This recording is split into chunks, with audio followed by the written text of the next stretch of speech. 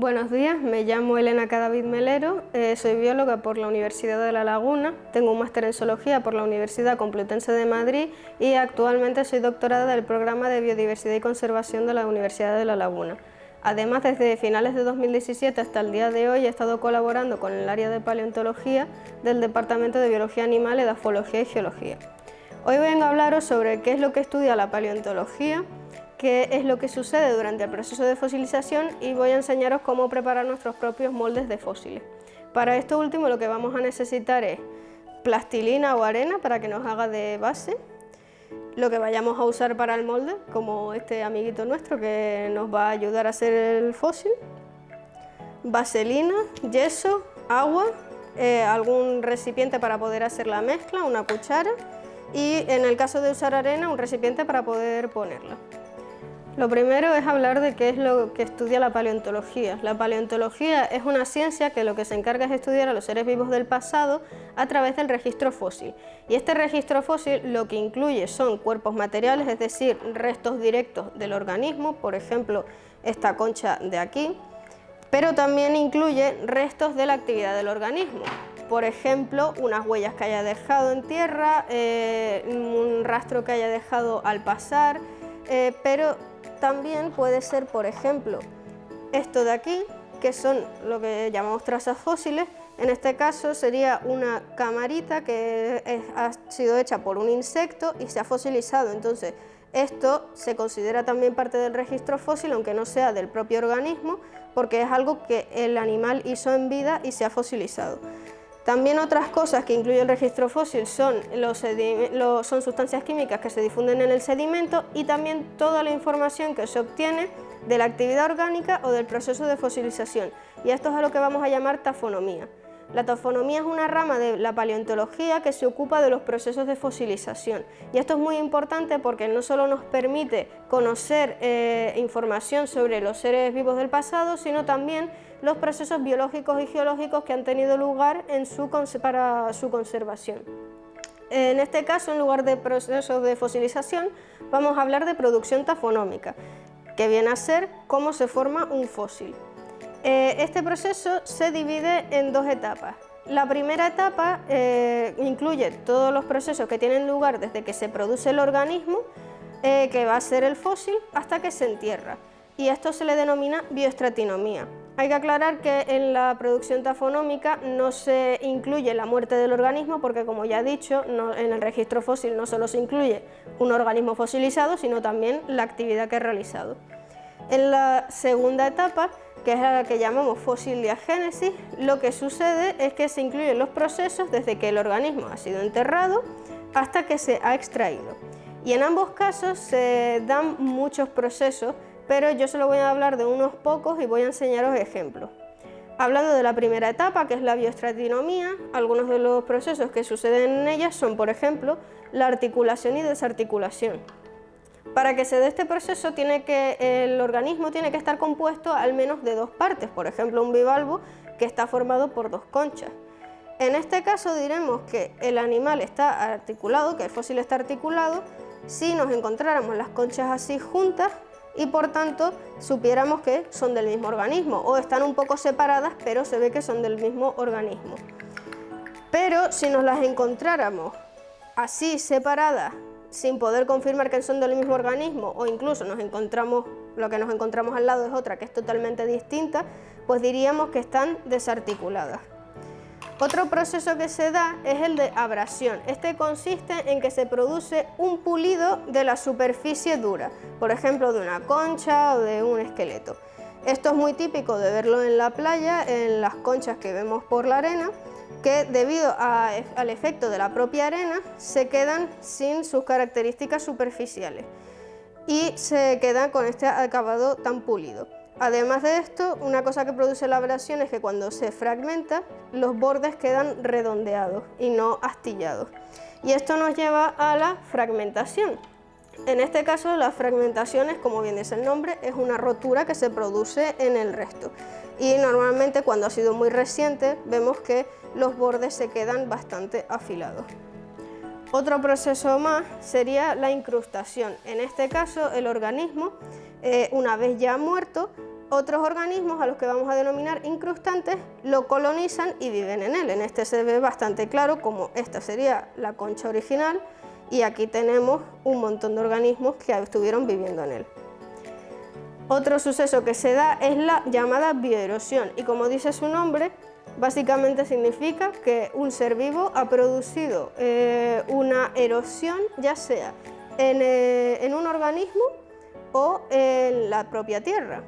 Un ejemplo que tenemos es el de esta concha pequeñita que vemos aquí que tiene este agujero. A esto se le denomina bioperforación y fue realizada por un depredador para alimentarse del animal que vivía dentro de la concha, y esto sería un tipo de bioerosión. Ya pasando a la fosilogénesis, que es la segunda etapa, también hay muchos procesos, yo solo voy a hablar de 3. Uno de ellos es la cementación, que consiste en que al material del fósil se le añaden otros materiales. Por ejemplo, si vemos unos dientes fosilizados, que normalmente tendrían que ser de un color blanquecino, y le vemos que tienen manchas de otro color, significa que algo se le ha adherido a él. Otro proceso sería el reemplazamiento, que es básicamente que los minerales que forman el fósil son reemplazados por otros minerales, por ejemplo, la pirita. Y ya por último, el que nos interesa es la disolución. La disolución consiste en que las partes orgánicas se disuelven por completo y lo que queda es una cavidad que se va a rellenar con sedimento u otros minerales. Y entonces lo que nos va a quedar es un molde de un fósil. En este caso que tengo aquí en la mano, se ve que serían como 2 conchas, pero ya no queda nada del material original, sino que lo que queda son los sedimentos que han dado la forma de esta concha. Ya que hemos hablado de los moldes, voy a empezar a enseñaros cómo hacer vuestros propios moldes de fósiles. Voy a empezar primero con la arena, porque esto es un poco más sencillo. La arena, que como la vemos aquí, ya está un poco húmeda. Es importante que esté mojada, no empapada en agua, pero sí húmeda, porque si no, no se van a quedar las huellas de lo que queremos. Vamos a intentar alisar la arena todo lo que podamos, para que luego no queden huecos y se vea bien. Y lo que vamos a hacer es que vamos a tomar a nuestro amiguito y vamos a simular que hay huellas de dinosaurio. Para eso lo que vamos a hacer es cogerlo y, como la arena ya está húmeda, vamos a ir apoyando las patas para que vayan quedando los surcos como si hubiera ido caminando por ahí. Después de hacer esto, pues como ya lo tenemos preparado, vamos a pasar al de la plastilina. La plastilina da igual de qué tipo sea, pero es importante que la amasemos bien porque le tenemos que dar como una forma de cuenquito. Después de un rato amasando, al final lo que nos va a quedar es algo como esto, que vamos a intentar aplanarlo dentro de lo que cabe, porque luego vamos a subir los bordes para hacer como una especie de cuenco. Entonces lo que vamos a hacer es que vamos a coger a nuestro amiguito y vamos a coger un poco de vaselina y se la vamos a untar en el lado que vamos a pasar por la plastilina.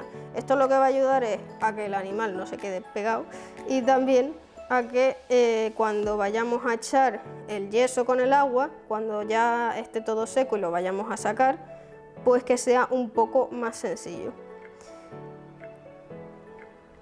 Una vez que hemos hecho esto, lo que vamos a hacer es muy simple. Vamos a coger y vamos a apoyar el cuerpo de nuestro amigo en la plastilina. Vamos a intentar que nos quede lo más marcado posible.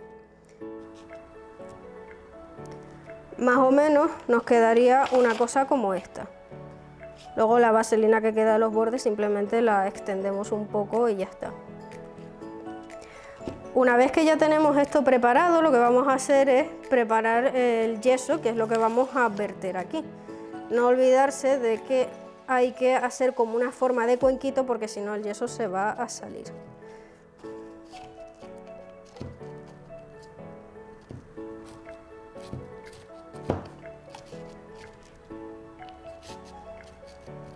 No tiene que quedar perfecto, al final lo que nos importa es que salga bien la figura que hemos marcado. Una vez hecho esto, ya vamos a proceder con el yeso.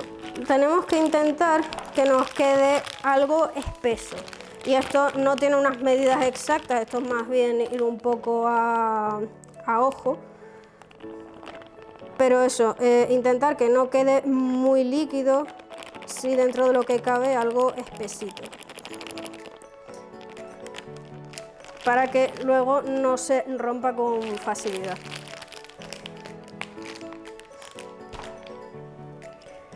Le echamos el agua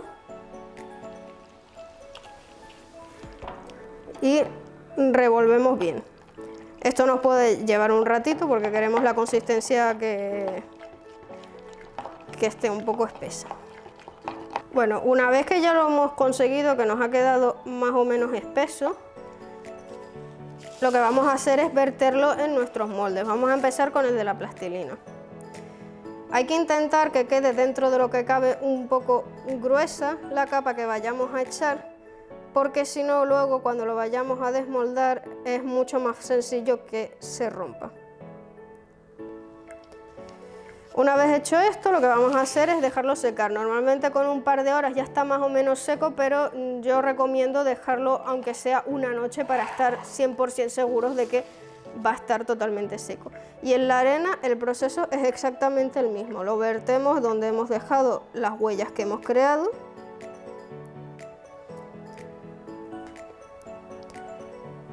Y ya lo que queda es dejarlo reposar durante una noche más o menos. Como ahora mismo no vamos a poder ver cómo quedan estos moldes, voy a enseñaros algunos que yo ya he hecho previamente.